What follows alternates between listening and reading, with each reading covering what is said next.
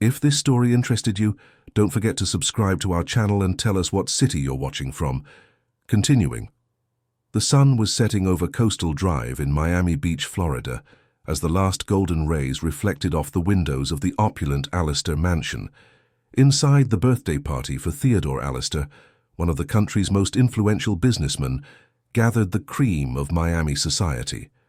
Men in impeccable suits and women adorned with dazzling jewels circulated through the main hall, where French champagne flowed like water. Immersed in this opulent setting, Juliana Brooks moved with discretion and efficiency.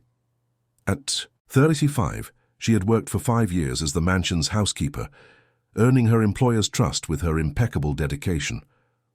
Of humble origins, born in a working-class district on the outskirts of Miami, Juliana had studied administration at night while working during the day. Her elegant demeanor and refined education contradicted the prejudice many guests harbored about people from her background. "More canapes, Juliana," ordered Deborah Allister, Theodore's second wife, a 38-year-old woman whose beauty was only surpassed by the calculating coldness of her gaze. "And make sure the champagne is at the correct temperature this time." Juliana nodded with a contained smile. "Yes, madam, I've already seen to it." While supervising the other staff, Juliana felt a gentle tug on her skirt. It was Matthew, Theodore's 8-year-old son with his first wife, who had passed away in a car accident 3 years prior. The boy smiled, his eyes shining with affection.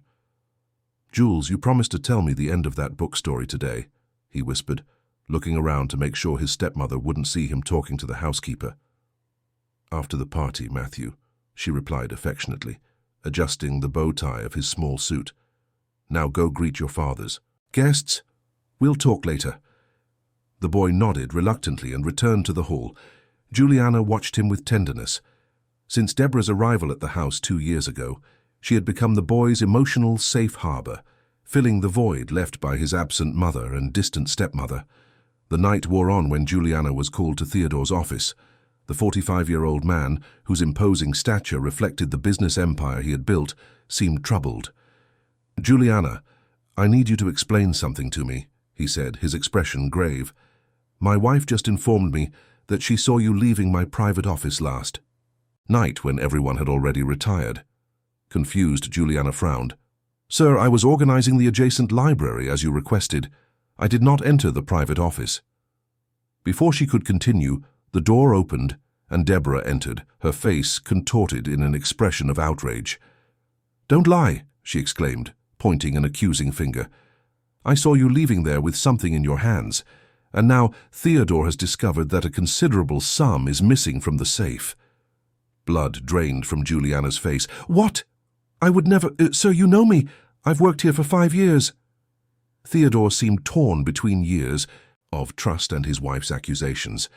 "Juliana, if you're having financial problems, we can talk, but I need you to return the money." "I didn't take anything," Juliana insisted, her voice trembling. "You can search my belongings, my apartment. I would never betray your trust." "The question isn't whether we can search," Deborah interrupted, "but the fact that I saw her with my own eyes. A trustworthy person doesn't sneak around the house when everyone is asleep." The office door opened again and Matthew entered wide-eyed. "Daddy, Jules wouldn't do that. She's good."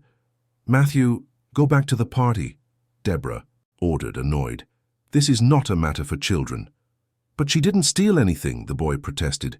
"Jules takes care of me, tells me stories, helps me with my homework. She's not a thief." "Matthew, please," Theodore requested, his tone softer. "Let us resolve this."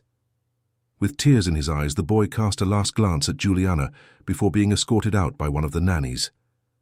"Mr. Allister," Juliana tried again, her voice firmer. "In 5 years, have you ever seen me do anything dishonest? Has anything ever gone missing under my care? I coordinate the entire household staff. I have access to valuable objects daily. Why would I steal money from the safe?" Theodore hesitated, but Deborah was relentless. "Perhaps because your mother is ill. We all know her treatment is expensive.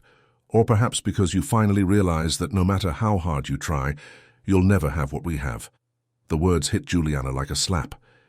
It was true that her mother, Mrs. Celia, suffered from a heart condition that required expensive medication, but she would never use dishonest means to help her. "Call the police," Deborah ordered her husband. "We cannot let this go unpunished." "No," Juliana exclaimed. "Please, Mr. Alistair, I didn't do anything, but if you don't believe me, just fire me. Don't involve the police. My mother couldn't bear to see me taken away." Theodore seemed increasingly uncomfortable. "Deborah, perhaps we can resolve this internally. After all, we don't have concrete proof." "Are you choosing to believe a housekeeper over your wife?" Deborah retorted, indignant. "I saw her. The money is gone. What other proof do you need?" In the ballroom, guests were beginning to notice the host's absence. Some approached the office, curious about the raised voices. "All right," Theodore finally conceded. "Juliana, I am deeply disappointed. You are fired. Collect your things and leave my house immediately." Juliana's world collapsed. 5 years of impeccable work, of built trust, destroyed in minutes.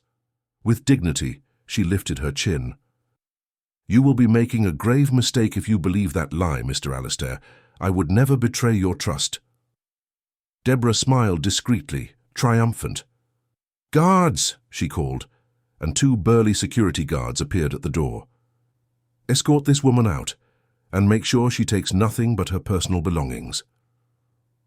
With a broken heart and wounded dignity, Juliana was led through the mansion's corridors, under the curious and judgmental gazes of the guests.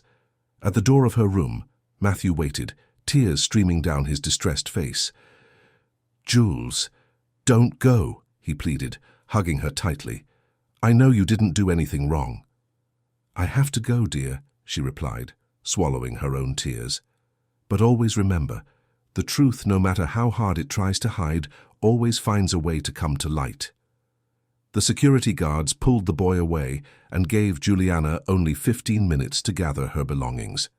With her head held high, she left the mansion where she had dedicated years of her life, carrying a small suitcase and a heart shattered by injustice. As the taxi drove away down Coastal Drive, Juliana looked one last time at the imposing, illuminated mansion. Inside, she left not only a job, but a boy she loved like a son, and the reputation she had taken years to build. On the horizon, the lights of northern Miami, where her sick mother awaited her, seemed more distant and opaque than ever. 3 weeks had passed since that fateful night at the Alistair mansion. The small 2-bedroom apartment in a modest district of Miami, where Juliana lived with her mother, was a stark contrast to the opulence of the house where she had worked. Sitting at the kitchen table, she flipped through job classifieds while Mrs. Celia slept in the next room under the effect of medication. The phone rang for the 3rd time that morning. It was Sandra, her friend and former colleague from the mansion. "Jules, it's not fair what they're doing to you," Sandra said, indignant. "Everyone on the staff knows you're incapable of stealing even a penny." Juliana sighed, rubbing her tired eyes. "The problem is that no one dares confront Deborah. She made sure I wouldn't get another household job in southern Miami. I've already been rejected in 3 interviews this week." "It's true," Sandra confirmed with regret. "She spread the word to all her wealthy friends that you're a thief. No one wants to hire you, even with the excellent references you had before." After hanging up, Juliana went to the room to check on her mother. Mrs. Celia, a 68-year-old woman whose grey hair framed a face marked by time and illness, slept with heavy breathing. The heart medication would run out in 2 days, and the severance pay wouldn't last much longer. Juliana tenderly stroked her mother's hair. "I'll figure something out, Mom. We always have, haven't we?" In the afternoon, she landed an interview to work as a receptionist at a medical clinic in downtown Miami. It was a much lower salary than she received as a housekeeper, but at that moment any honest work would be welcome. During the interview, everything went well until the reference check. When she mentioned her last job, the interviewer's demeanor changed. "Wait, you worked at the Alistair house, Theodore Alistair, the businessman?" Juliana nodded, her heart racing. "Yes, for 5 years. And why did you leave there?" She hesitated. Lying was not in her nature, but the truth, or rather the false accusation, would certainly cost her the position. "There was a disagreement with Mr. Alistair's current wife." The man typed something on the computer, read in silence, and closed the laptop with a sigh. "I'm sorry, Miss Brooks, but we cannot proceed with your hiring. The position requires someone with an impeccable record." Another door closed. Walking back home under the light rain falling over Miami, Juliana allowed some tears to mix with the raindrops on her face. The injustice stung like an open wound. Upon arriving home, she found Mrs. Celia awake, trying to prepare some tea. "Mom, you shouldn't be on your feet," she gently chided, helping her sit down. "The doctor said to avoid exertion." "And you shouldn't be killing yourself for my sake," the old woman retorted with a perceptive look. "Do you think I don't notice how much you're suffering? Daughter, perhaps we should consider going back to North Carolina, to your Aunt Jenny's house. The cost of living is lower there." Juliana shook her head.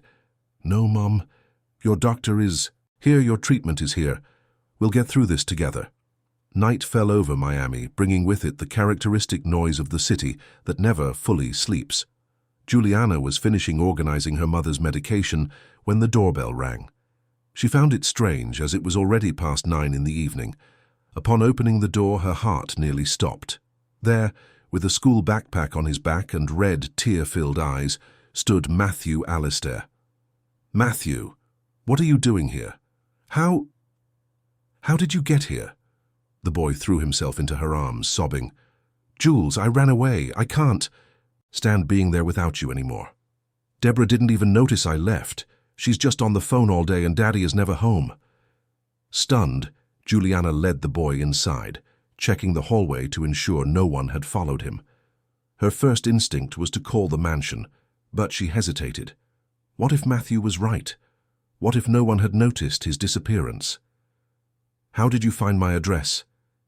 And how did you get here alone?" Matthew wiped his tears with his sleeve.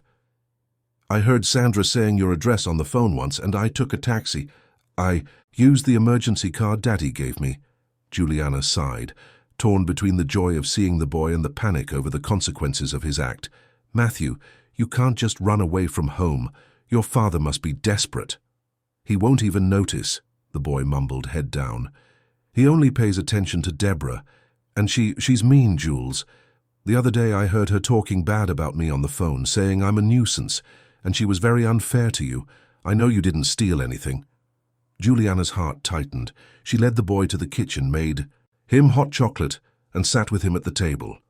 "I'm hungry," Matthew admitted, looking at the chocolate. "I haven't eaten properly since you left. The new cook's food is awful." Juliana smiled for the first time in days. "I can make that macaroni and cheese you love. But afterward, we need to call your father." While preparing the food, she watched Matthew explore the small apartment with genuine curiosity.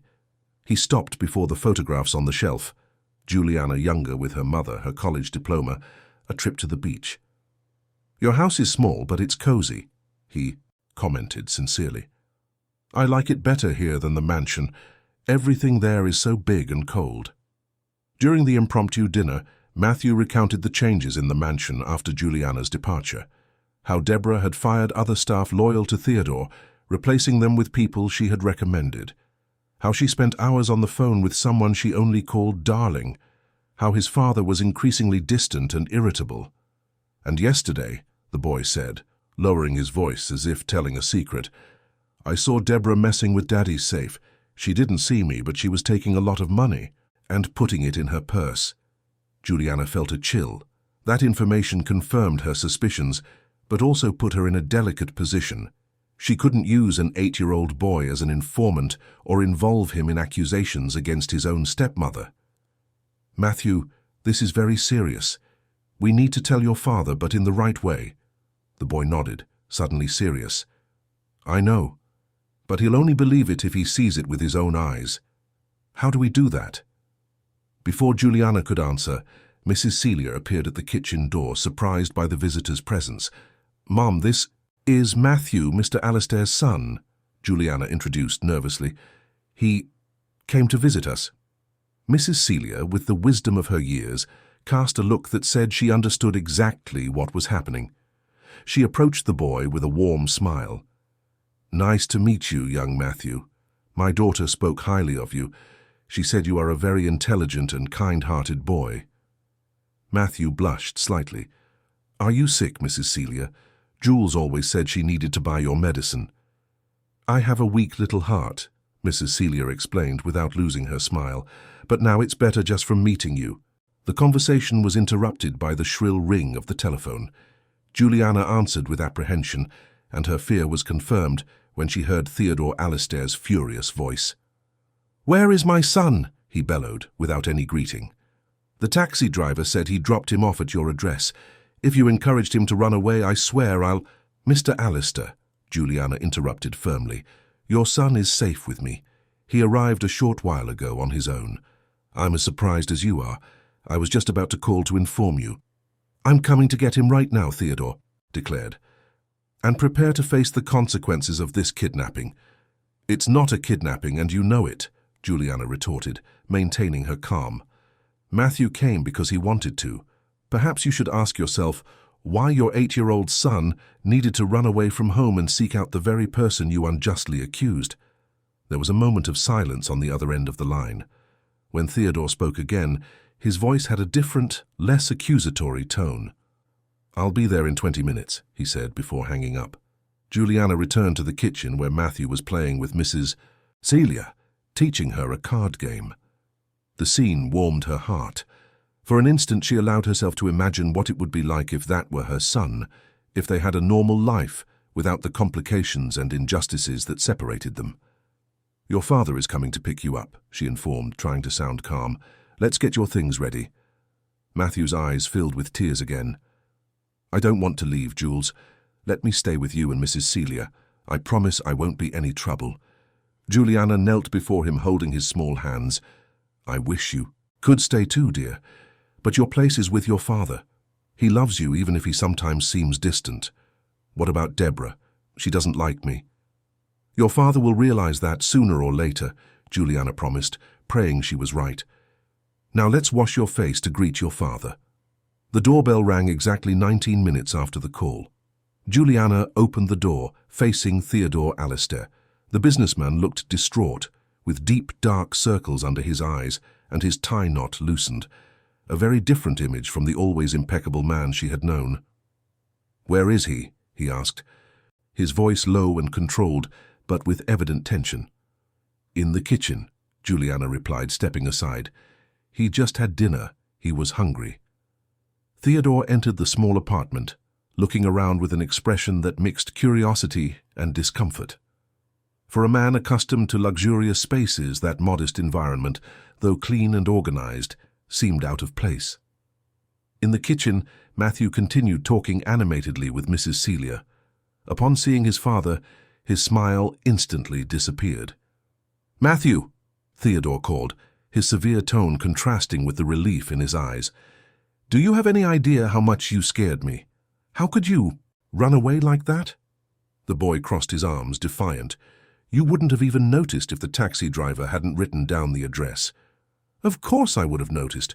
I went to your room to say goodnight and you weren't there. I searched the whole house looking for you." "Lie! You never come to my room to say goodnight. You're always in the office or with Deborah." Theodore seemed struck by the child's cruel frankness. His gaze wavered, and for an instant, Juliana glimpsed something she rarely saw in the powerful businessman: vulnerability. "Son, I know I've been busy, but that doesn't justify—" "Deborah is mean," Matthew interrupted, tears welling in his eyes. "She talks bad about me when you're not around. And she's the one who stole the money from the safe, not Jules. I saw her taking money yesterday." A heavy silence fell over the kitchen. Mrs. Celia, sensing the tension, discreetly got up. "I think you need to talk. I'll go to my room." When the elderly woman left, Theodore sat at the table facing his son. "Matthew, this is a very serious accusation. Are you sure of what you saw?" "Yes. She was taking a lot of money and putting it in her black leather purse that you gave her for her birthday.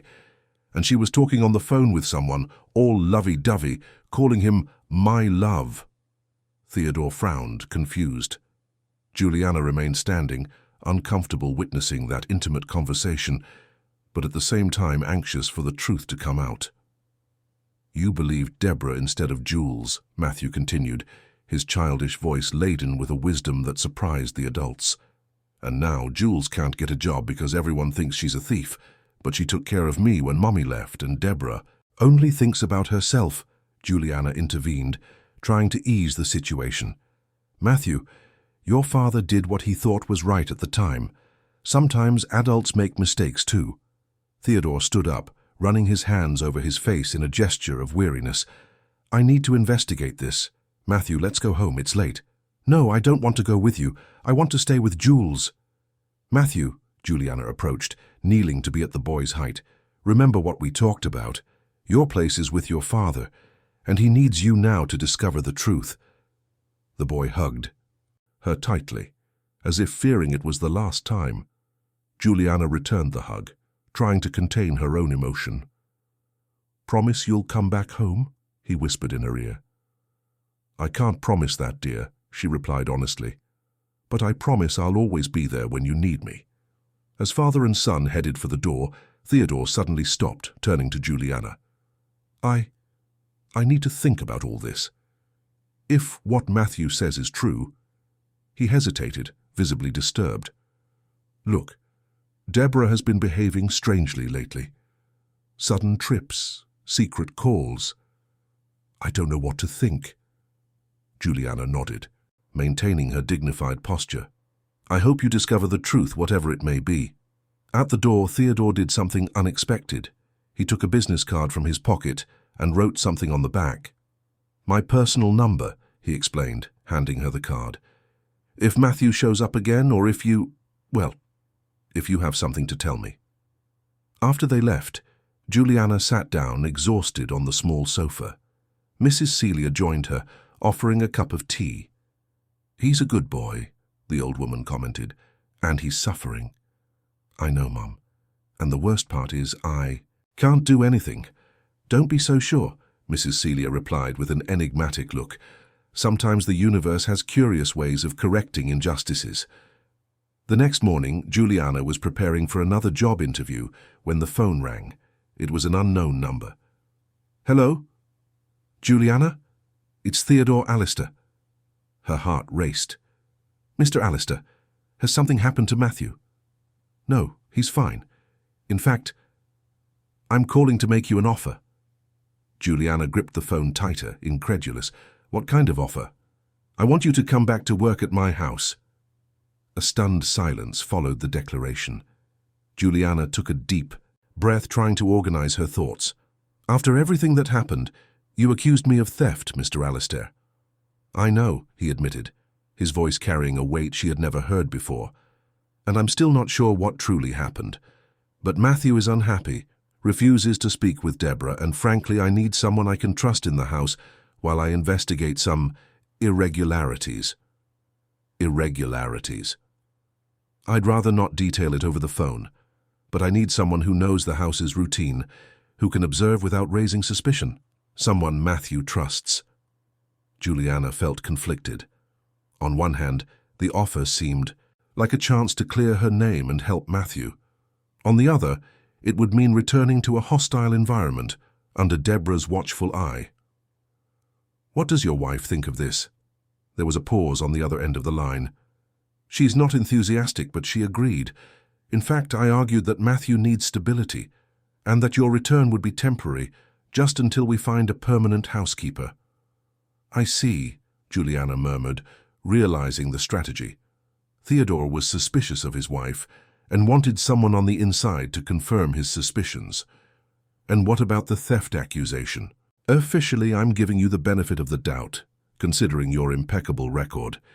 If everything is confirmed in the end, well, you'll have my sincerest apologies and a letter of recommendation that will open any door in Miami. The offer was tempting. Besides the chance to clear her name, the salary would allow her to continue Mrs. Celia's treatments without worry. When would you like me to start? Today, if possible. Matthew is refusing to go to school, saying he'll only go back when you do. After hanging up, Juliana explained the situation to her mother. Mrs. Celia appeared concerned. Daughter, this seems risky. What if it's a trap set by that woman? It could be, Mom, but it could also be my only chance to prove my innocence. Besides, Matthew needs me. That same afternoon, a driver came to pick her up. Upon arriving at the mansion on Coastal Drive, Juliana felt a mix of nostalgia and apprehension. For 5 years that place had been her workplace, almost a home. Now she was returning under completely different circumstances.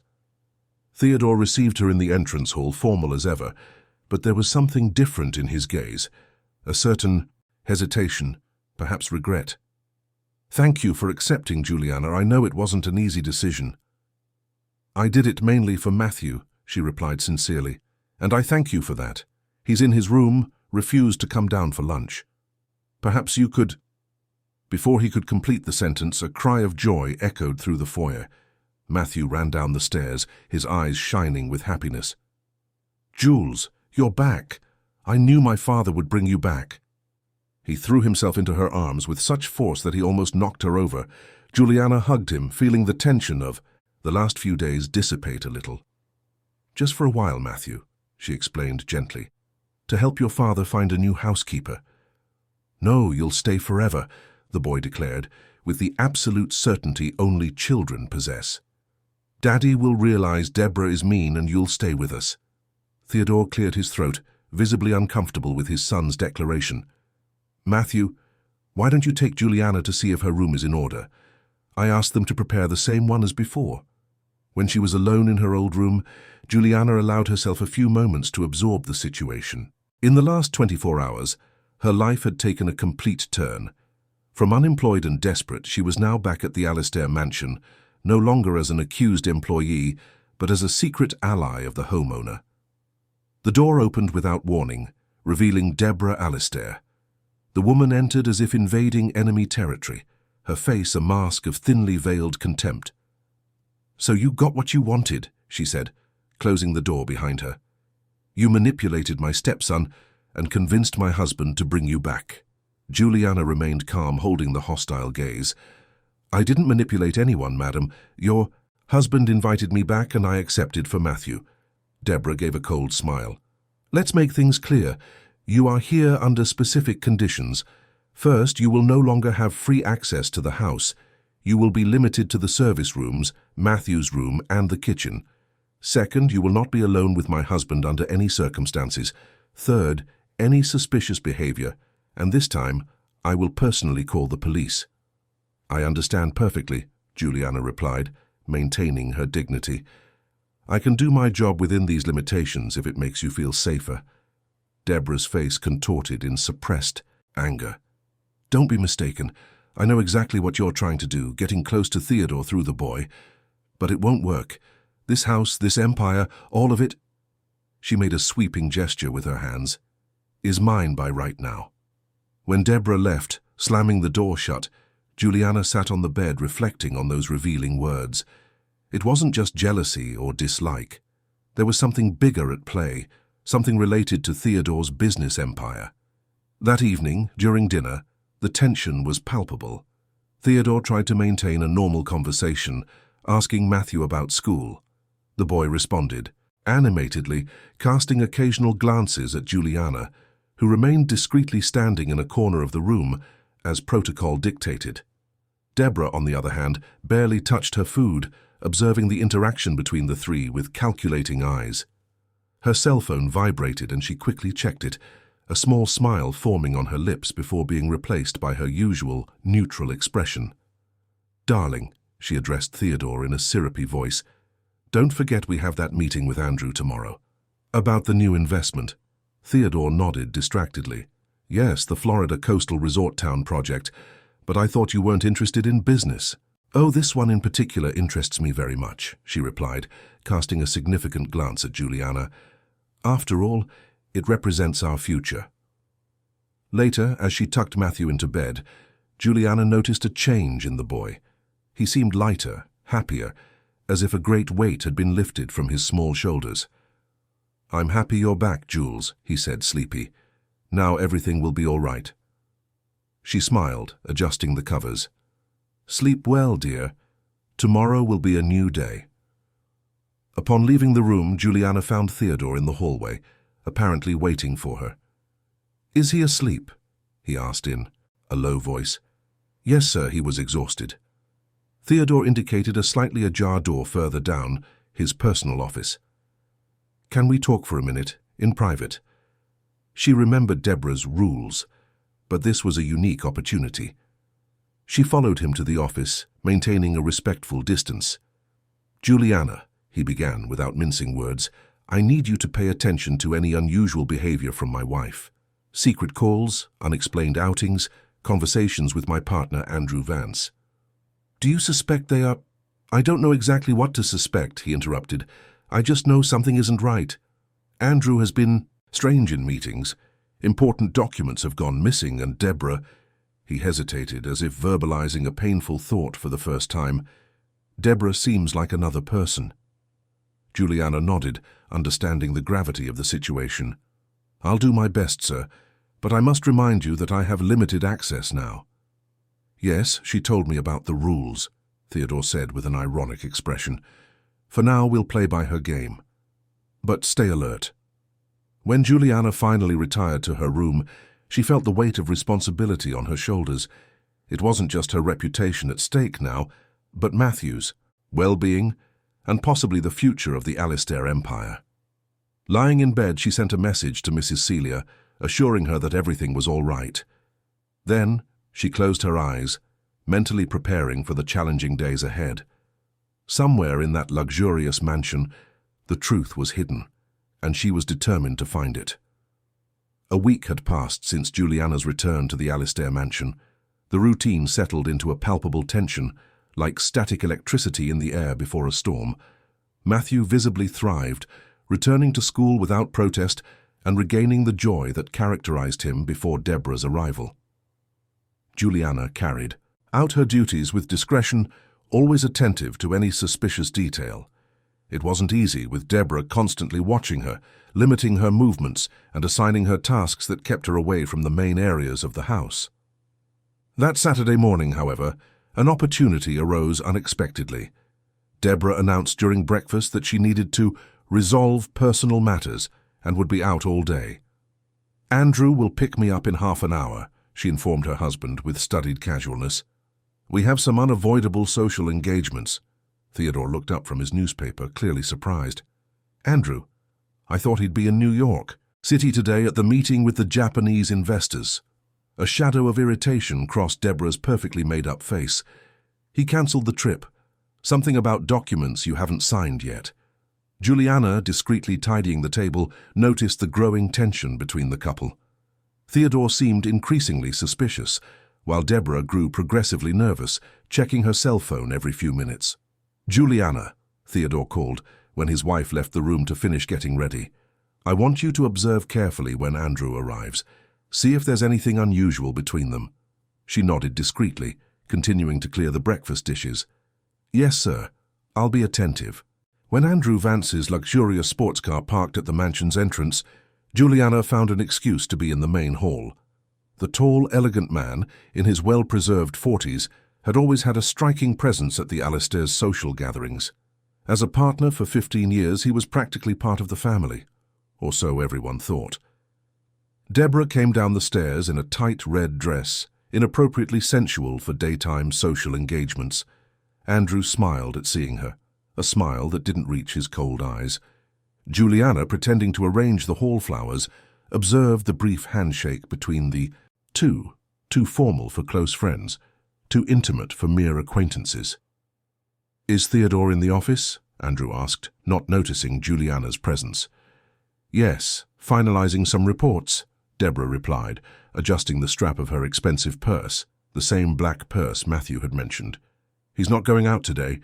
He said he wants to spend time with his son."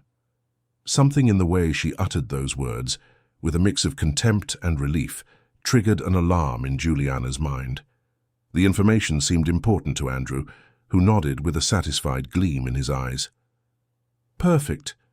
We'll have plenty of time then." After they left, Juliana reported her observations to Theodore, who listened with a grave expression. "Something is happening," he concluded, running his hand through the graying hair at his temples. "And it's related to the company. Andrew cancelled a crucial meeting without consulting me, and now this." "You mentioned missing documents," Juliana reminded him. "What kind of documents were they?" "Contracts, mainly. Related to a large real estate project in the Florida coastal resort town, our biggest current gamble. a multi-million-dollar investment that could triple the company's value. The rest of the day passed quietly. Theodore took Matthew to the zoo, leaving Juliana in charge of the house, an opportunity she couldn't waste. With cautious steps, she first checked if the other staff were busy with their tasks in the service areas. Then, she headed to the master bedroom. Entering there without authorization was risky but necessary. If there was something to discover about Deborah, it would be in that private space. The room was impeccably organized, a reflection of the cleaning staff's work, not its occupant's personality. Juliana methodically examined the most obvious places: drawers, nightstand, closet. Nothing suspicious, apart from some jewels. Too expensive for the standard of living Deborah led before meeting Theodore. When she was about to give up, she noticed a small golden key hidden inside a book. Ironically, a novel about betrayal and revenge. She put it in her pocket to show Theodore later, and continued her search. On the dressing table, among expensive cosmetics, she found a small, unlabeled bottle of medication. The pills inside seemed common, but why would someone remove the identification? The sound of an approaching car interrupted her investigation. Quickly, she left everything as she found it and exited the room, barely, having time to reach the hallway when the front door opened. To her surprise, it was just the gardener bringing new orchid seedlings for the winter garden. Breathing a sigh of relief, Juliana decided to check Deborah's personal office, adjacent to Theodore's. The door was locked, but something told her the golden key might fit. She hesitated, aware that if she were caught, she wouldn't be able to explain possessing that key. Still, the urgency of the situation spoke louder. The key fit perfectly. Inside, the office was very different from Theodore's functional and sober space. There was a feminine atmosphere with soft colors and carefully selected decorative objects. An elegant desk dominated the center, with a closed laptop on it. Juliana wouldn't dare turn on the computer, but the desk drawers seemed promising. The first contained only office supplies, the second trivial correspondence. The third was locked. Frustrated, she continued examining the environment. A pile of papers caught her attention, bank statements. Normally, she wouldn't violate anyone's financial privacy, but the circumstances were exceptional. What she saw left her stunned. They were statements from an account in Deborah's name, with recent deposits of extremely high values. Much, more than her work as an interior decorator could justify. And there were hefty withdrawals, all made after midnight, at ATMs near casinos. Even more alarming, she identified regular transfers to an offshore account, with dates coinciding with Theodore's and Andrew's business meetings. The last transfer, dated just 2 days prior, was for $1 million. Juliana took photos of the documents with her cell phone and continued searching. In a folder labeled Personal, she found something even more disturbing, a detailed dossier on Theodore, including medical information, passwords, routines, and, most shockingly, an unofficial handwritten will where he supposedly left everything to Deborah should anything happen to him. She was so absorbed in her discoveries that she didn't hear the front door open. The high heels on the marble floor of the hall were her only warning. With her heart pounding, Juliana put everything back in place and hastily exited the office, locking it. She wasn't quick enough. As she turned, she came face to face with Deborah standing in the hallway, her green eyes narrowed in suspicion. "What are you doing here?" she inquired, her voice dangerously controlled. "Madam, Juliana thought quickly. "I was checking. If the windows were locked, there's a storm forecast for today." Deborah advanced like a predator, her heels echoing menacingly. "All the windows, including those of my private office? The one only I have the key to?" "Pardon me, the door was ajar," Juliana lied, maintaining her calm despite her fear. "I just took a quick look and closed it." "Liar," Deborah hissed, coming so close that Juliana could smell her expensive perfume. "I saw you putting something in your pocket. What did you take? What were you looking for?" Before Juliana could respond, Deborah grabbed her wrist with surprising force, making her drop the golden key she was still discreetly holding. The object clinked on the floor, revealing and accusatory. Deborah's face transformed into a mask of fury. "You thief! First the money from the safe, now invading my privacy. Where did you find that?" In your room, Juliana replied, abandoning pretenses. Inside a book. Deborah's eyes flashed. And what else did you see? What were you looking for? The truth, Juliana simply replied, and it seems I found it. For an instant, Deborah seemed genuinely alarmed. Then her expression changed to a cold smile. Oh, you found it. Did you? And what do you intend to do? Tell Theodore your conspiracy theories? They're not theories when there's concrete proof, Juliana retorted, like the bank statements showing million-dollar transfers to offshore accounts, coincidentally on the same dates as the business meetings. Deborah's smile vanished. With a swift movement, she snatched Juliana's cell phone from her pocket. Let's see what you've been photographing, she said, unlocking the device with ease. Something that shouldn't have been possible unless she already knew the password. Upon seeing the images of the statements, her face paled. Then, an unnerving calm took over her features. You know, Juliana, for years I've observed people like you, so proper, so dedicated, so mediocre. You think honesty is a virtue, when in reality it's just a lack of ambition. She methodically deleted the photos. Did you really think you could bring me down? A housekeeper against the wife of one of Miami's most powerful men?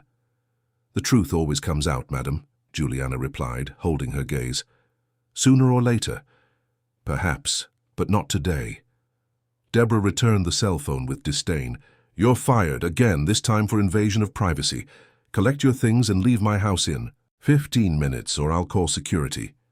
This isn't your house, Juliana retorted. It's your husband's house and his son's, and they will know what you are doing. Oh, they will they? Deborah laughed, a humorless sound. Theodore can barely see beyond financial spreadsheets, and as for the boy well, children aren't always reliable. Matthew will be devastated. He'll get over it. Children are surprisingly adaptable. Juliana felt a wave of protectiveness for the boy. I won't leave without saying goodbye to him. Yes, you will, Deborah cut in, picking up the phone. Bernard, she called to the head of security. Come to the main hallway immediately. We have an intruder. As they waited, Deborah observed Juliana with clinical curiosity. You know what I never understood? Why you dedicate yourself so much to a family that isn't even yours. Matthew isn't your son. Theodore isn't your husband. Why care? Because caring about others is what makes us human, Juliana replied. Something you may never understand. Bernard arrived, embarrassed by the situation. He had known and respected Juliana for years. Madam? He asked Deborah, uncertain. Escort Miss Brooks to her room, supervise her as she collects her belongings, and then escort her off the property, Deborah ordered coldly. She is no longer permitted to be here. But what about the boss? The security guard questioned. Shouldn't he be consulted? My husband agreed to the dismissal, Deborah lied. You can ask him when he gets back from the zoo with Matthew. Under Bernard's embarrassed gaze, Juliana collected her few possessions. She tried to maintain her dignity despite the humiliation of being treated like a criminal. As she closed her suitcase, she felt something hard in her pocket. She had forgotten the unlabeled medicine bottle she had found on Deborah's dressing table. Discreetly, she hid it at the bottom of her bag. It might be important later. In the entrance hall, Deborah waited, savoring her triumph. This time, make sure you won't get another job anywhere in Miami. Perhaps it's time to go back to the hole you crawled out of.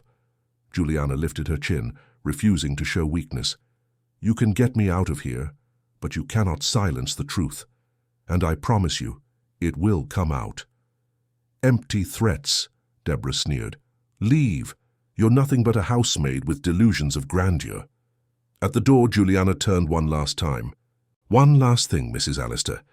Matthew recorded our entire conversation on his cell phone, a birthday gift from his father. It has a recording app he loves to use for his investigations. Perhaps you should worry about that. It was a lie, but the effect was immediate. Deborah's face contorted in momentary panic before recomposing itself. That's ridiculous. The boy is with his father. Are you sure? I saw him sneaking in before you arrived. He said he'd forgotten his new remote control car. Deborah hesitated, visibly perturbed by the possibility. Taking advantage of the distraction, Juliana left, head held high, despite the tears threatening to fall.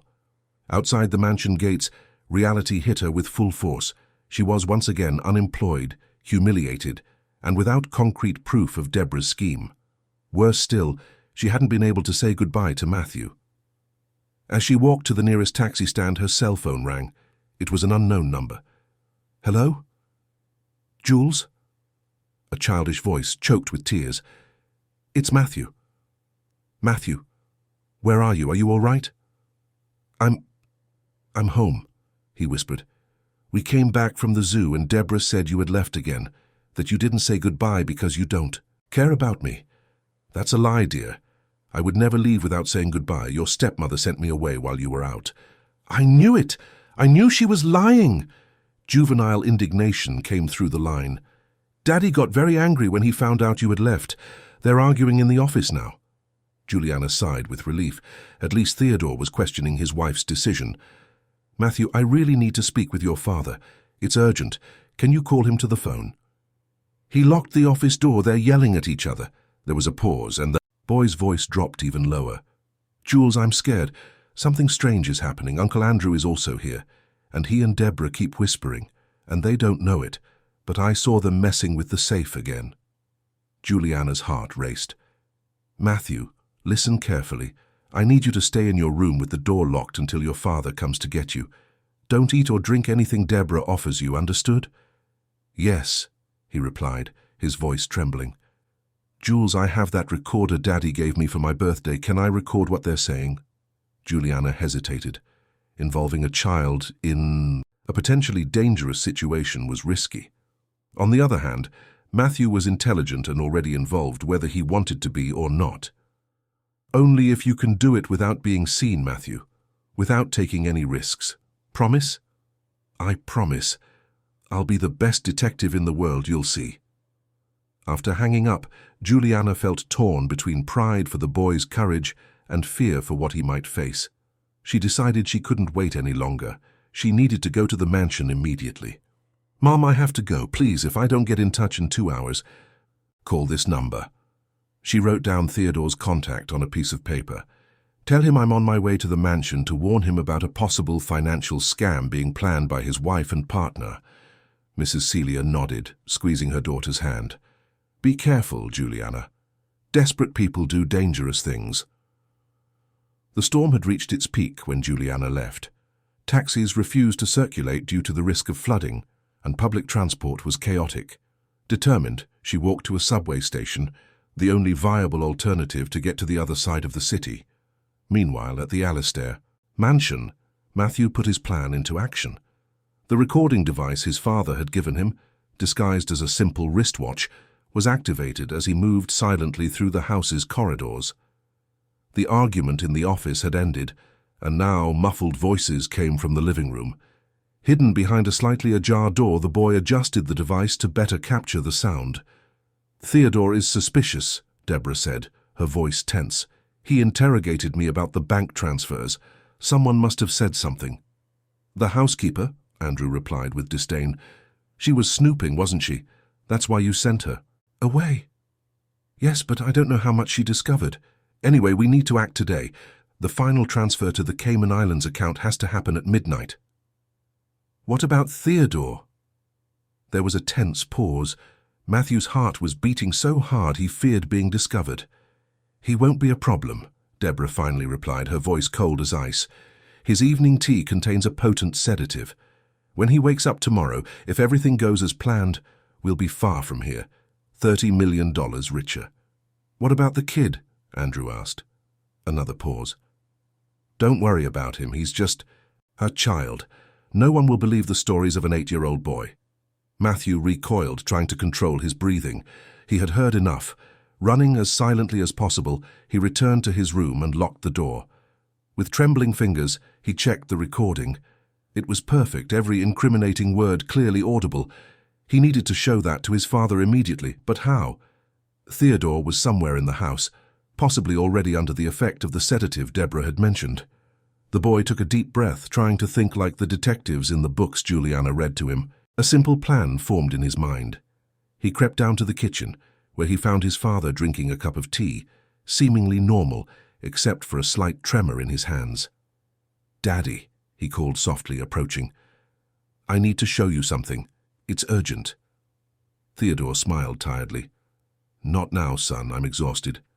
Can we leave it for tomorrow? No, Daddy. It has to be now. It's about Deborah and Uncle Andrew. The mention of the two names seemed to awaken something in Theodore. He put the cup on the table, frowning. What about them?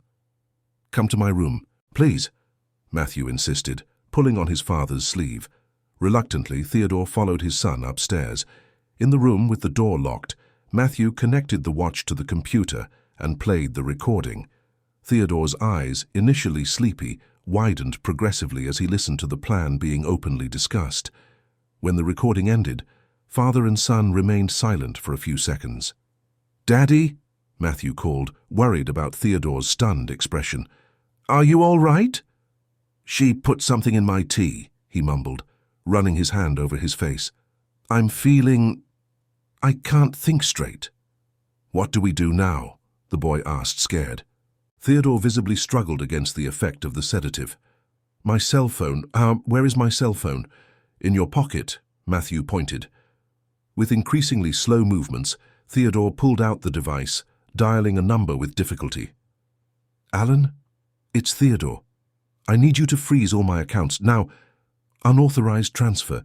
The password is—" His voice began to fail, words slurring. "Matthew, tell him. The password is your mother's name, plus the year you were born." The boy took the phone, repeating the password to the bank director. On the other end of the line, Alan seemed confused, but promised to act immediately. Theodore struggled to stay conscious. "Matthew, call the police. Say that attempted financial fraud."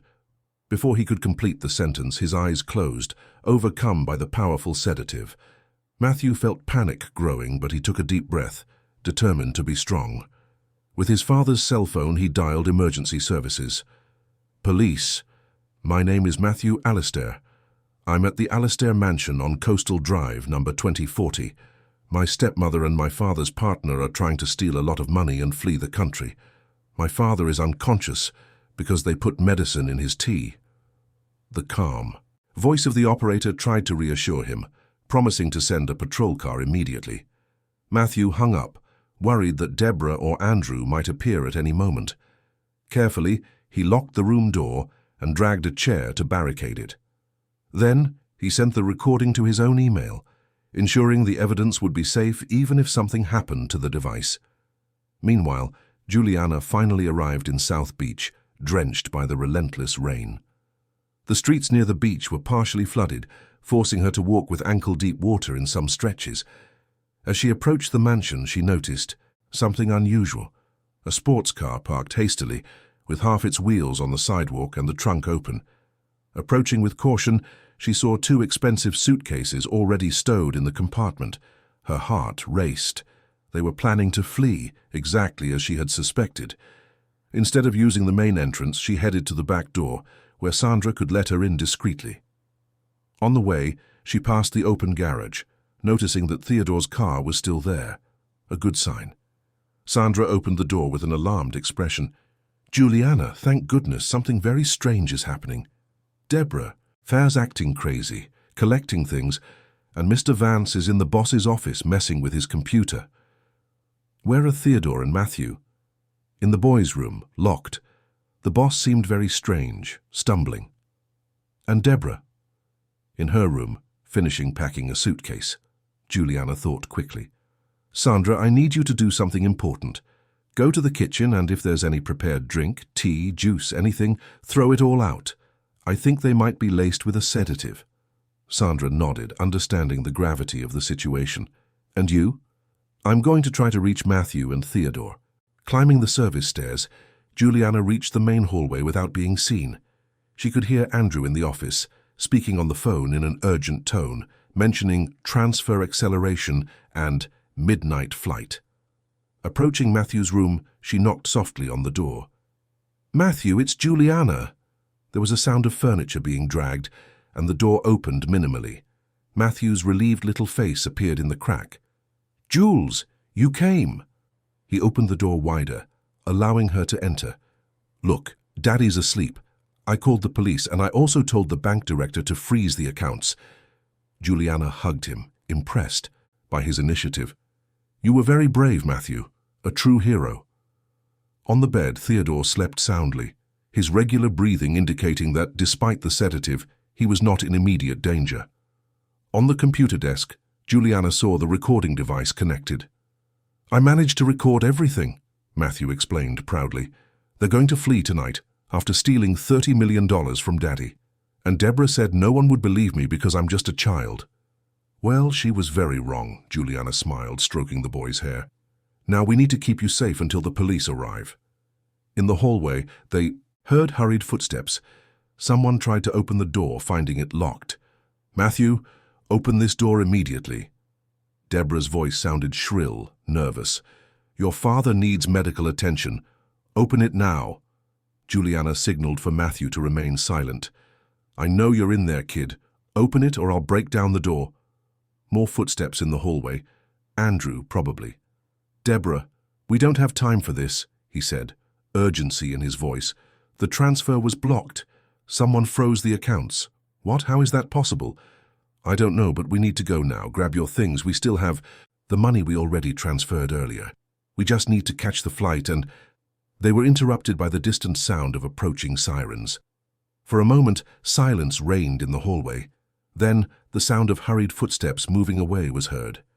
Juliana approached the window, seeing the red and blue lights of police cruisers arriving at the mansion gate. Deborah and Andrew ran to the sports car, attempting a desperate escape. "They're going to get away!" Matthew exclaimed, alarmed.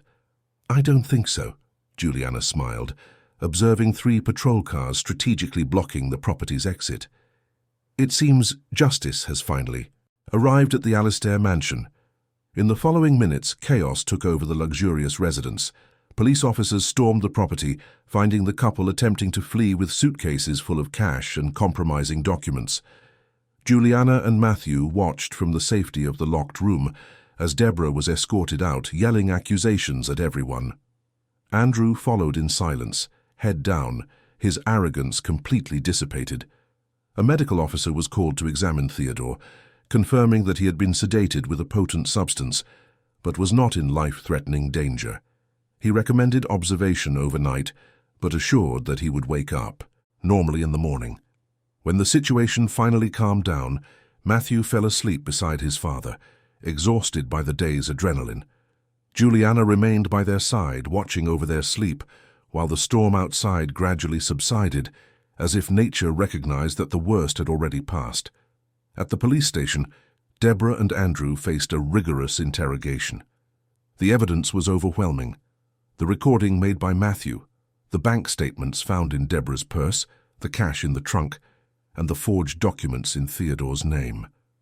The plan, as reconstructed by investigators, was audacious. For months, the couple had diverted money, from the Alistair companies to offshore accounts, preparing for a definitive escape after one last major coup, the transfer of $30 million related to the Florida coastal resort town real estate project. The first lights of morning began to appear on the horizon when Theodore finally woke up, confused and with a headache. Seeing Juliana by the bed, his expression shifted from surprise to relief. "What happened?" he asked, his voice still weak. "I remember Matthew showing me a recording and then a lot happened," Juliana smiled, holding his hand gently. "But the most important thing is that you and Matthew are safe. Deborah and Andrew were arrested trying to flee the country." Theodore closed his eyes, assimilating the information. When he reopened them, they were wet with suppressed tears. "I was a fool, wasn't I? I believed her lies. I doubted you, who were always loyal." "We all make mistakes," Juliana consoled.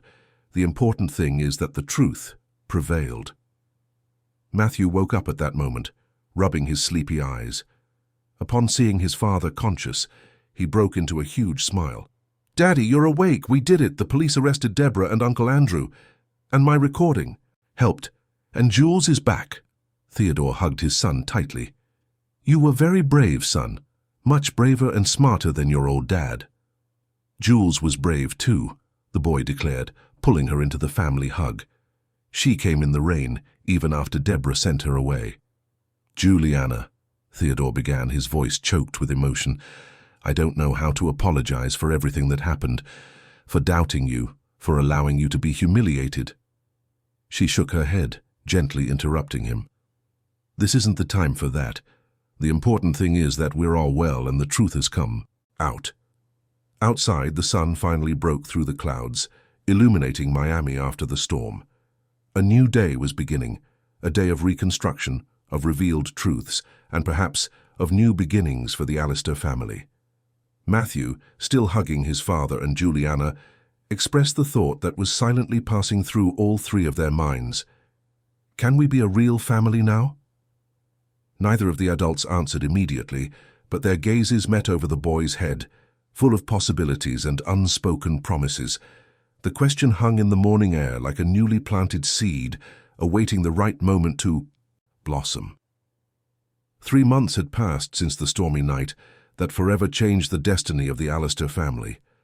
The scandal involving Deborah and Andrew Vance shook Miami's high society, with details of the multi-million-dollar scam gracing the headlines of the country's leading newspapers. Both awaited trial, accused of fraud, document forgery, attempted poisoning, and various financial crimes. For Juliana, those months were a period of transition and healing. After the whirlwind of police testimonies and all the press coverage, she opted for a temporary leave, dedicating herself entirely to caring for her mother, whose health had become even more fragile with recent events. Theodore, in turn, immersed himself in restructuring his businesses, discovering the extent of the damage caused by his partner's betrayal. Much of the diverted money was recovered, but the impact on investor and partner confidence required arduous reconstruction work. Amidst all this, Matthew had become a little hero. The courage of the 8-year-old boy, who had recorded the criminal's confessions and helped uncover the plot, inspired news reports, and even an invitation to a children's TV show, kindly declined by Theodore, who valued his son's privacy. On a sunny Saturday morning, Juliana received an unexpected call. "Hello? Juliana? It's Theodore Allister." His voice sounded different, lighter perhaps, without the weight of the worries that had accompanied him all those years. "Mr. Allister, how are you? Please, after everything we've been through, I think you can call me Theodore." There was a brief pause. "We miss you. Matthew asks about you every day." Juliana's heart tightened. She also missed the boy more than she cared to admit. "How is he?" "Physically well, but emotionally. He's still processing everything. He clings to good memories, especially those related to you." Theodore took a deep breath. "Actually, I'm calling to invite you back." "Back?" "Yes, but not as before. Not as an employee." He hesitated, clearly choosing his words carefully. "I'd like you to come live here, with your mother. We have plenty of space, and Matthew would be overjoyed." The proposal caught Juliana completely off guard. I don't know what to say." "You don't have to answer now. Come have dinner with us tonight so we can talk better. Bring Mrs. Celia if she's up to it. It will just be a dinner among friends." After hanging up, Juliana remained motionless, the phone still in her hand, trying to process the invitation.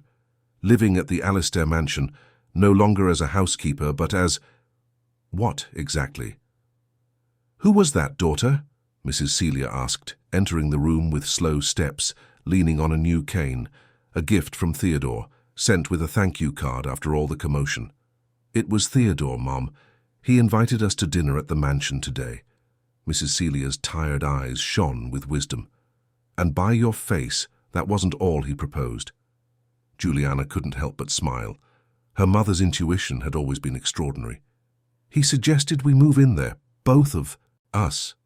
"And what do you think about that?" "I don't know, Mom. It seems complicated." Mrs. Celia sat beside her daughter, taking her hands in hers.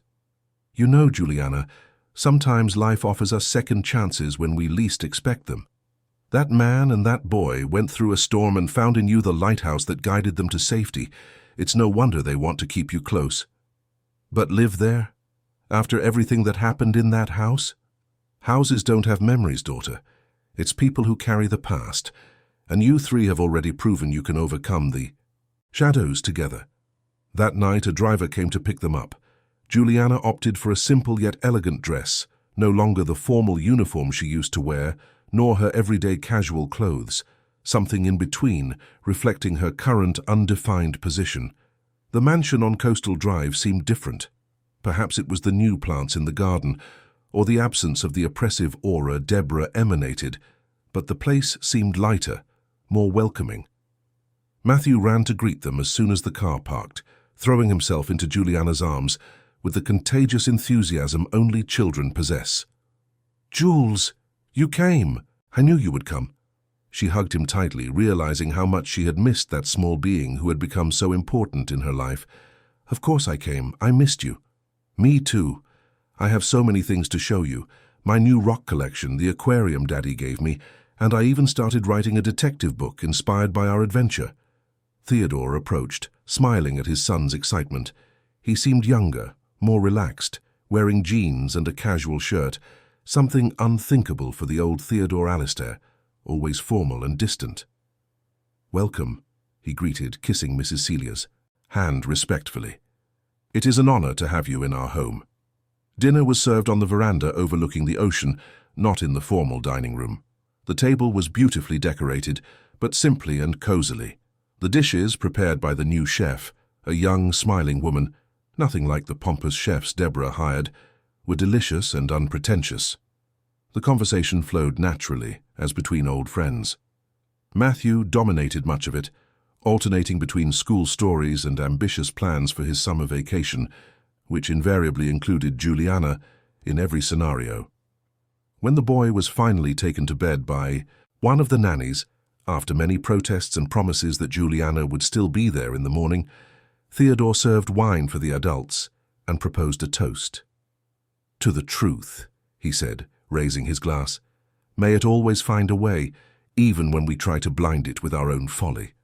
After a comfortable moment of silence, Theodore placed his glass on the table and looked directly at Juliana.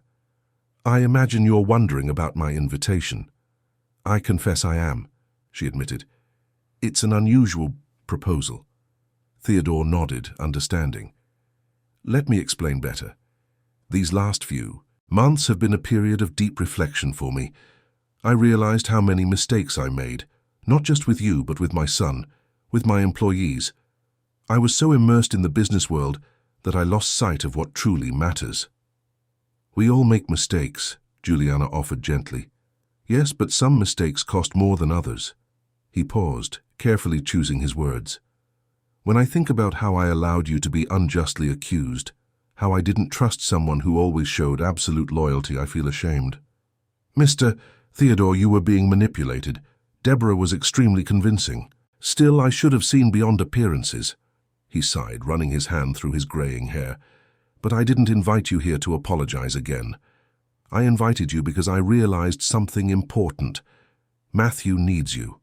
This house needs you. Not as a housekeeper, but as family," Mrs. Celia completed softly, observing the interaction between the two with perceptive eyes. Theodore nodded, a slight blush coloring his usually composed features. "Exactly. As family." Juliana felt her heart race, uncertain if she was correctly understanding the implications of those words. "What exactly are you proposing, Theodore?" "I'm proposing a new beginning for all of us." He leaned slightly towards her. "You and your mother would have your own quarters here, with full privacy and comfort. Mrs. Celia would receive the best medical care, without having to worry about costs or travel. And you, well, you could decide what you want to do. Go back to studying, work in the companies if you wish, or simply be here, helping to transform this house into a true home." "And in return?" Juliana asked, still cautious. Theodore smiled, understanding her hesitation. "Nothing but your presence. I'm not proposing a business deal, Juliana. I'm offering a chance for us to rebuild our lives on more solid and honest foundations." "As a family," she repeated, testing the idea. "If that's what we wish to become in time," he replied, with a sincerity that deeply touched Juliana's heart. "No pressure, no predefined expectations, just people who care about each other, building something new together." Mrs. Celia, always sensitive to important moments, discreetly excused herself to admire the illuminated garden, leaving the two alone to conclude that delicate conversation. "Theodore, I cannot deny that I care about Matthew." "And about you too," Juliana admitted, feeling that honesty was crucial at that moment. "But I'm afraid we'll get hurt. Everything happened so fast and we're all still processing recent traumas." "You're absolutely right," he agreed, respecting her concerns. "That's why I suggest we start slowly. You would come as guests initially. If you don't feel comfortable, there's no commitment to stay. The important thing is that we are all open to possibilities." Juliana reflected, observing the ocean through the veranda. The moon reflected on the waters, creating a silvery path that seemed to lead to infinity. That's how she felt, facing an unknown path, bright with possibilities, but also full of uncertainties. "I need to think," she finally said, "and talk more with my mother. It's not a simple decision." "Of course," Theodore replied, understanding. "Take all the time you need." The next morning, while having breakfast on the same veranda, Matthew ran in, still in his pajamas, carrying a colorful drawing. "Look what I made, Jules," he exclaimed, proudly holding out the paper. It was a childish drawing, but full of meaning. 4 smiling figures holding hands, identified as Daddy, Jules, Grandma Celia, and me, all in front of a big house under a radiant sun. "It's beautiful, Matthew," Juliana praised, feeling a lump in her throat. "It's our family," he explained with the characteristic simplicity of children. "The one we're going to be when you and Grandma come live with us." Theodore, who had just joined them, seemed embarrassed. "Matthew, we talked about this. Juliana and Mrs. Celia are still thinking about the invitation. We can't pressure them." The boy pouted. "But they'll say yes, won't they? It would be so cool. Jules could take me to school and tell me stories every night, and we could have picnics at the beach and—" "Matthew," Juliana gently interrupted. "Your enthusiasm is contagious, but your father is right. It's an important decision that needs to be made calmly." During the days that followed, Juliana and Mrs. Celia remained at the mansion as guests, experiencing what the proposed new dynamic would be like. Matthew was radiant, following Juliana everywhere, eager to share every detail of his life. Theodore, in turn, maintained a respectful distance, but his change was evident. He spent less time in the office and more with his son, genuinely cared about everyone's well-being, and even began to participate in household chores, something unthinkable for the old boss. 2 weeks later, Theodore announced he would host a special event at the mansion, a charity reception to raise funds for a children's hospital. It would also be an opportunity to publicly present the new phase of his life, after the scandal that had involved his name. "I'd like you to be there," he told Juliana and Mrs. Celia, "as guests of honor, not as employees." The night of the event arrived, and the mansion filled with important guests, businessmen, politicians, celebrities, all curious to see how Theodore Alistair had recovered from the multi-million-dollar scam and public betrayal. Wearing an elegant navy blue dress, a gift from Theodore but chosen by herself, Juliana felt out of place among so many powerful people. Some recognized her from the media coverage of the case, casting curious glances in her direction. In the middle of the reception, Theodore asked for everyone's attention with a slight clink of his champagne glass. The buzz subsided, and all eyes turned to the host. "Thank you all for coming tonight," he began, his voice firm and clear. "As you know, the past few months haven't been easy for me or my son. We faced betrayal, disappointment, and almost lost everything we had built over the years." A respectful silence filled the hall. Theodore continued, his voice gaining strength. "But tonight isn't about what we almost lost. It's about what we gained, about the lessons learned and the people who show us the true meaning of loyalty and integrity." His eyes met Juliana's in the crowd, and a sincere smile lit up his face. "I want to tell you a story. The story of an extraordinary woman who was unjustly accused, publicly humiliated, and yet found the strength to protect those who had wronged her." With emotional words, Theodore narrated Juliana's saga, from her unjust dismissal to her fundamental role in unraveling the plot and saving not only the Alistair fortune, but primarily the life and happiness of an innocent little boy. "I made the unforgivable mistake of judging based on appearances, of trusting those who displayed wealth and sophistication, and doubting those who showed simplicity and honest work, he admitted, his voice choked with emotion. It took almost losing everything to see what truly matters. Matthew, wearing a child's suit that made him look like a little businessman, joined, his father in the center of the hall holding his hand firmly. Therefore, before all of you, I want to formally ask for Juliana Brooks's forgiveness, Theodore continued, extending his hand towards her, and invite her to join us here. With a racing heart, Juliana crossed the hall under the watchful eyes of dozens of influential people, many of whom had been at the party where she was falsely accused months earlier. By her side, Theodore continued, I also want to announce that as of today, Juliana Brooks and her mother, Mrs. Celia, are officially part of the Alistair family, not as employees but as integral members of this home and this heart. A murmur of surprise ran through the audience. Matthew, unable to contain his joy, exclaimed loudly, Jules is going to be my new mom. Affectionate laughter echoed through the hall, easing the solemnity of the moment. Juliana blushed intensely while Theodore smiled, embarrassed but clearly delighted by his son's enthusiasm. Well, perhaps we're getting ahead of ourselves, he corrected softly, exchanging a meaningful glance with Juliana. But what my son means is that we are redefining the concept of family, not by blood ties or social conventions, but by what truly matters: love, respect, honesty, and mutual care. Theodore raised his glass, inviting everyone to a toast. To Juliana Brooks, who taught us that true nobility doesn't come from titles or bank accounts, but from the choices we make when no one is watching. Hundreds of glasses were raised in tribute, while sincere applause filled the air. For Juliana, it was a surreal moment, to be celebrated by the same people who had previously judged her silently. When the formality of the moment passed and guests returned to their conversation groups, Theodore, Juliana, and Matthew found a moment of privacy in a quiet corner of the hall. So you accepted, Theodore smiled, gently holding her hand. Yes, Juliana confirmed. After much reflection, I realized that some opportunities are too rare to be wasted. And Mrs. Celia looks 10 years younger since she arrived here.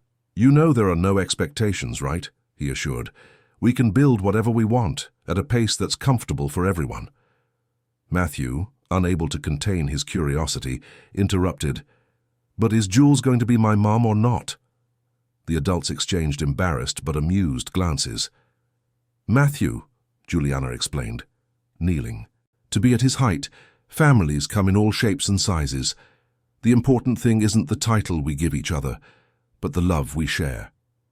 The boy frowned, dissatisfied with the philosophical answer. But can I call you Mom? Because I never really had one. Not that I remember. Those simple, direct words struck Juliana's heart with unexpected force. For years, she had cared for that boy, loved him as if he were her own, but always maintaining the necessary professional distance. Now there were no more barriers between them. If that's what you want, my love, she replied, her voice choked. It would be the greatest honor of my life. Matthew's little eyes shone with joy. He hugged her tightly, whispering with his mouth close to her ear, I knew it. I knew you'd say yes.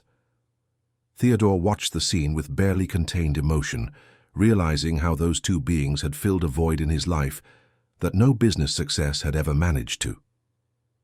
6 months later, the Alistair mansion was transformed. Not just in its decor, more welcoming, less ostentatious, but primarily in its atmosphere. Laughter echoed through the corridors. The kitchen had become the heart of the home, and even the staff seemed happier and more relaxed. Juliana now occupied an indefinable position, neither employee nor exactly mistress of the house, but something unique and special. She had her own spacious room, decorated to her taste, and actively participated in family decisions. Mrs. Celia thrived under first-rate medical care, recovering some of her vitality and becoming Matthew's favorite storyteller, sharing the wisdom of her many years of life. Theodore, in turn, drastically reduced his working hours, delegating more responsibilities to focus on what truly mattered. He transformed into a present father who attended school games and science fairs, and a man capable of valuing the small moments of everyday happiness. One Sunday afternoon, as everyone relaxed on the private beach adjacent to the mansion, Matthew built an elaborate sandcastle under the watchful supervision of Mrs. Celia, who was comfortably settled in a chair in the shade. Juliana and Theodore walked barefoot along the water's edge, watching the sunset paint the Miami sky with shades of orange and pink. "Any regrets?" Theodore asked, breaking the comfortable silence that had settled between them. "About what?" "Accepting our invitation, becoming part of this very unconventional family." Juliana smiled, watching the gentle waves lap at her feet. "Not for a second. In fact, sometimes I wonder if all this is real, or if I'll suddenly wake up in my small apartment, rushing not to be late for work." Theodore laughed, a sound that had become more frequent in recent months. "It's very real, I assure you." He paused, as if gathering courage. "You know, there's something I've been wanting to ask for weeks." "What?" she inquired, noticing the sudden seriousness in his voice. "Are we good like this as we are now, or would you like to formalize our situation in some way?" Juliana stopped walking, turning to face him directly. "Are you asking me to marry you, Theodore Alistair?" He blushed slightly, suddenly looking younger and more vulnerable. "I'm asking if you would consider that possibility someday. No pressure, no expectations, just possibilities." She smiled, touched by his hesitation, so different from the powerful businessman she had known years ago. "I think we've already learned that labels and formalities don't always capture what truly matters." "So that's a no?" he asked, trying to hide his disappointment. "That's a, we're building something precious, step by a step, and I don't want to rush the process," she corrected gently. "What we have now, this family we've formed, this home we've created together, is already more than I ever dreamed of having. The rest, if it comes, will come naturally." Theodore nodded, understanding. He took her hand in his, and together they continued walking along the beach as the sun finally dipped below the horizon. From a distance, Matthew watched the two with a knowing smile. Beside him, Mrs. Celia also smiled, an expression of deep satisfaction on her wrinkled face. "Grandma Celia," the boy called, using the affectionate nickname he had adopted for the elderly woman. "Do you think it will take them long to realize they love each other?" The old woman laughed softly. "Love has its own time, dear. And sometimes adults need a little push to see what's right in front of them. Like that time I recorded Deborah and Uncle Andrew?" "Exactly. You were very brave that day." Matthew contemplated the couple walking in the distance, their silhouettes outlined against the twilight sky. "You know what, Grandma? I used to want lots of expensive toys and trips and things like that. But now I just want everyone to stay together forever. It's strange, right?" Mrs. Celia tenderly stroked the boy's hair. "It's not strange, my dear. It's wisdom. You discovered what many people take a lifetime to realize, that true wealth lies in the people we love and who love us back." As night fell gently over Miami, the Alistair mansion shone with a different light, not the cold gleam of ostentation and material wealth, but the warm embrace of a true home, where an unlikely family had finally found the meaning of the word belonging. And in that moment, past, present, and future converged in a silent certainty shared by all. No matter what destiny held for them, they would face it together, united by the strongest bond there is. Not blood, not money, but the unconditional love that arises from the daily choices to care for, protect, and celebrate one another in all circumstances of life. Dear listeners, we hope the story of Juliana, Theodore, and Matthew has touched your hearts, showing that true family goes beyond blood ties, built on loyalty, respect, and true love. To continue experiencing emotions like this, we have a special playlist with other incredible stories of overcoming challenges and new beginnings. Find it by clicking here on the side. If this narrative of redemption and second chances stirred something in you, don't forget to subscribe to the channel and leave your like. Every day we bring unique stories that explore the complexity of life, with characters who face challenges and discover the best in themselves in the process. We look forward to seeing you in the comments to share which moment of this story touched your heart the most. Until next time.